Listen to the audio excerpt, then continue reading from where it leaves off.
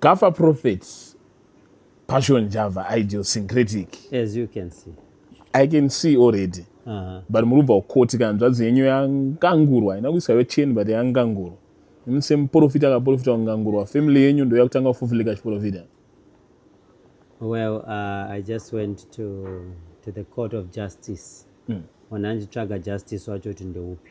Yes. But mukoma jasi wanga wasipo saka handazongobuda ndakangodhiniwa kuti sei jasi wacho anenge aingonzi koti yajasi asiko. Aiwa addressai ma-issues etiende GAFFA. Yes. Yeah, muri yenyu mukupomerwa kunzi muneka kuvhara vanhu kwamuri kuita. Well, how do you know what is right, what is wrong? That's why I had to come myself and be in the picture of the whole portrait. But it seems as if justice angasiko. Saka ainga chenzan's postponed it for tomorrow and stuff. But I'd come to see and hear for myself rather than hearing newspapers and social media. You know, it's always biased when people are writing according to their own perspective way of viewing things. Yes, but imam unozoona here pamweya. Pamweya ndakangoona Zimbabwe kuti igore rekungangurwa. Pamweya ndoona swara ndangangurwa mangwana ka. It's a wave. Igore rekungangurwa. Amunsi exempt. No, pakaipa. Iyo chaino unopinda olanga rimwe ngwa. Akanzi nga.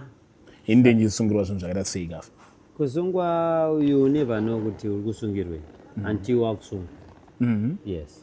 Ndikubaona. Then ndikuona your fellow prophet Magaya seems like vachiri mumalegal troubles imomo. Vari kubuda. Nyaya Magaya topera. Ifani kuti vanhu 4 vakadropa makesi. Kungori nenyaya 1 yangosara and stuff. That man is a man of God and there's always people behind every story. Ukana munhu achiva achiti 21 years ago ndakambonzwa so. Pane munhu anenge achiita zvaari kuita but at the end of the day God always wins. Hanzi naulengene mukufarira vanhu vapera stere kutanga naRocky. I wouldn't know kuti zvinenge zvichifamba sei and zvichizonogohwa sei but vanhu ngavasiye madrugs. Madrugs api? Aiyo atumbwa vakomana havana mari kutenga madrugs anodhura ekuamerica anonzi but iyo twawo tumbwa itototo tumakatsi twanenge vachirwa tumakonzo itototo. Dati mungotaura nyaya semaziro amunoita zimudhanzo yakatangwa nani levels oro vakomana vekudhara vaive veterans. Vakomana vekudhara vaita dhanso and do know kuti why pachizoitwa debate over that. Levels is the founder and president of Zim Danso. Of course, nevana vake ana Sunshine, ana Simplex and the likes. Then ana DJ Tamuka unoskidibva vachijoinira pazvinhu zvacho. But we all know kuti Fantan pushed that whole thing and he brought that vibe. How would you know kuti Zim Danso kana usiri kuteerera chisport? It's impossible. Impossible. Mapinda muZimbabwe muchabvisitori here kuchikurube kunoona your best friend Mike Chimombe. As I always gaze in the articulation of every story and every presentation of the capacity of where I am, it's always in my idiosyncratic way of doing things that I'll always mind my own business. Mabroke ezvechokwadi because bhutsi yenyu itange school sugar GAFFA. Matiche mukuru. Bhutsi yenyu.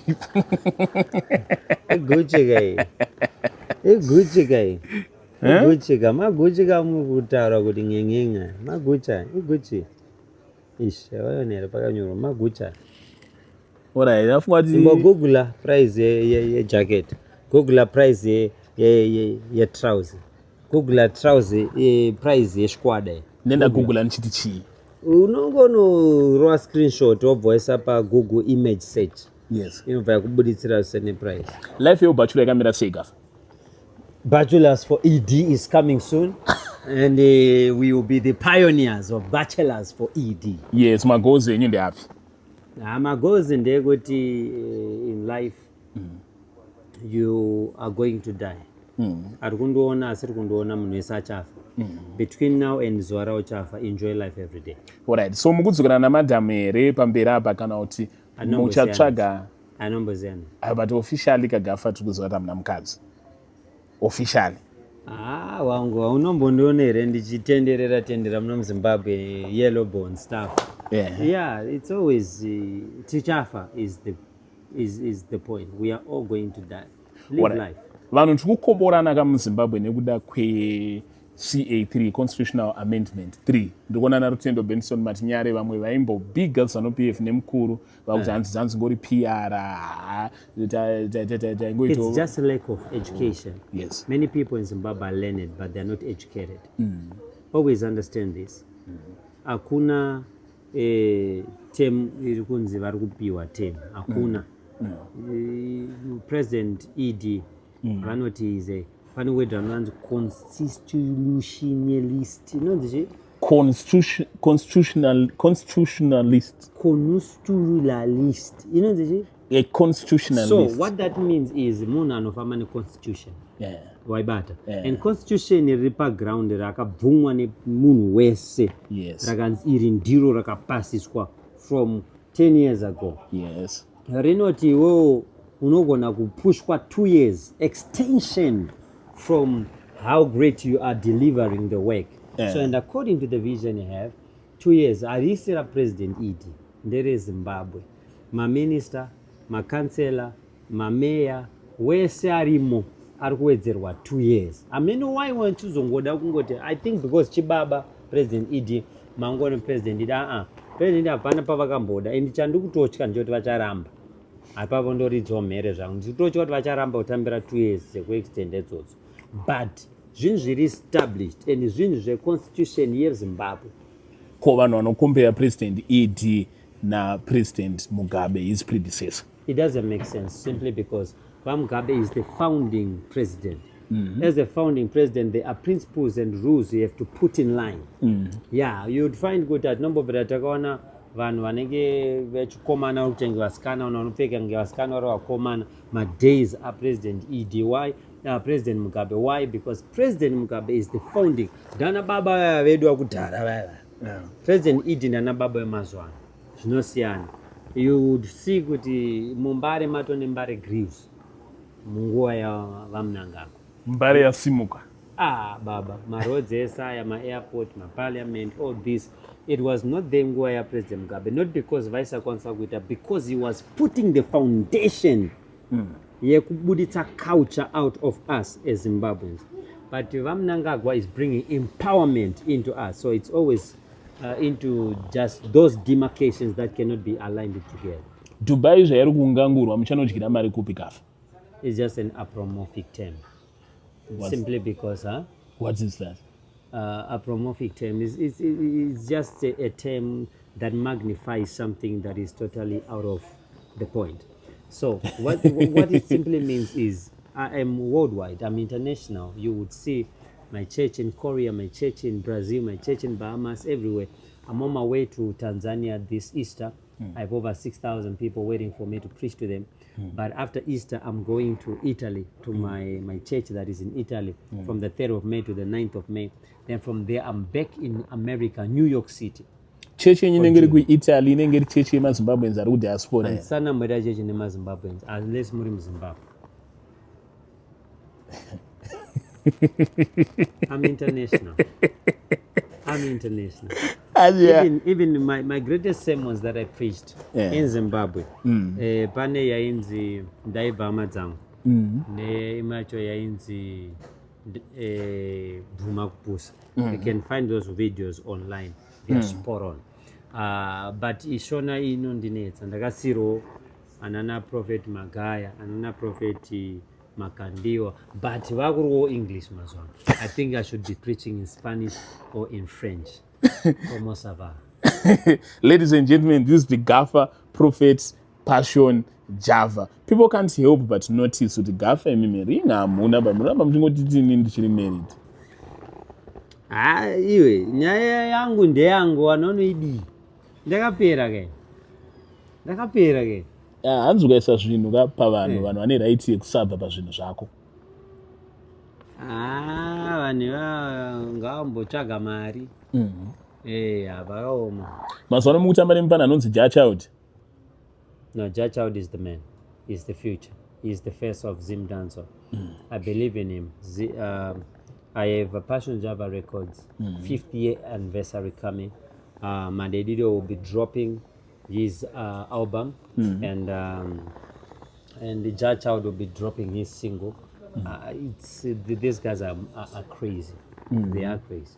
What do you think about lawsuit rakarwa fadza emahere zvakatorwa property yese panhau yake naTino Machakaire, the honorable minister? Diane, Fadza emahere ndope.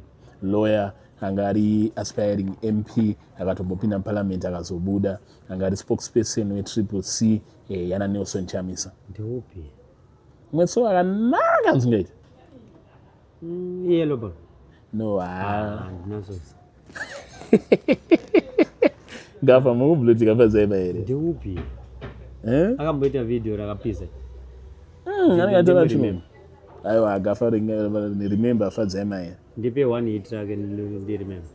Aya anenge asinganzi mahit but Wangu, I've been out of social media for quite some time now, and I've been minding my own business. I'm enjoying life like never before. I lived for people, now I live for myself, and I'm enjoying life. It's super sport speedy already. Last one inimboita makuwa GAFFA towers ndewangu andoziva tinenge tichinakirwa ndetowers Living legend. ndewenyu as well. Hanzi pashona anga apera dzigona sparks dai musina kumusimudza hanzi aizvisungirira.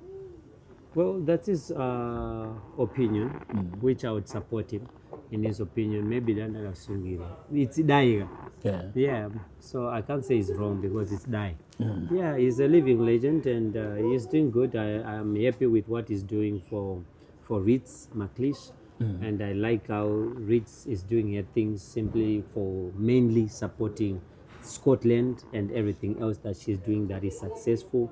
Let him keep on doing that. It's so great. Tawana pamanama awards Ritsa angatori nemavhotsi akawanda kutodarika vakuru I vamwe said to myself, if I had known before that, I would have given her more votes, and she was going to be number one because the votes she put by herself without my support or anybody's support means she's doing very well. GAFFA last one atoda kubvunzai. Munoti chine AI iri kuuya kumusic? Nokunotibatsira because Zimbabwe asati anaso nesound zvakanaso nokwanisa kutendesa international. Sound risana na Japreza rere nana Wingy D atitendesa international. Because asati amboridzwa mentally sound ro. Asati amboenzwa kuChina. Ana Jerusalem unowanzwa kuPortugal. Nana wota unowanzwa kana kuStates. But dzedu dzatsadza akwanisa nasorira international. So AI might help us. Makazopere great man mara vamupromisa. Great man is great. Akaenda kuchechi yekuCity Sports uko akabatsirwa zvakakwana izvozvo. Ndomuda mani great man. Nditsvagiro ndikumbura I'm here for a week. Ndokumbura nditsvagiro Grammy nawe nimbogara naye pasi nimbomupoma. Ladies and It's your gentlemen. duty. Ukasauya naye Mwari achakujaja pose. Ndomufarira mfesi. Last words GAFFA. My name is Passion Java. That's it. As you can see. And with that we are out.